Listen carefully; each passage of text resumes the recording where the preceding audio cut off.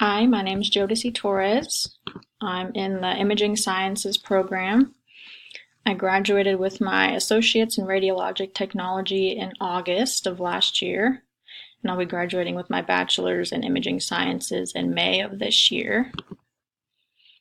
I'm also getting my certification in MRI, and I'll be starting my clinical rotations tomorrow for that, so I'm excited. I currently work as a radiologic technologist at Rockbrook Urgent Care here in Omaha. I'm originally from North Platte, but I've lived in Omaha since 2013, so I've been here for a while. As far as a leader that I admire, honestly don't really have one in mind. Guess I don't really know. I haven't really thought about it. But this is a picture of me and my dog.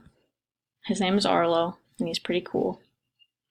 Anyways, hope everyone has a good semester.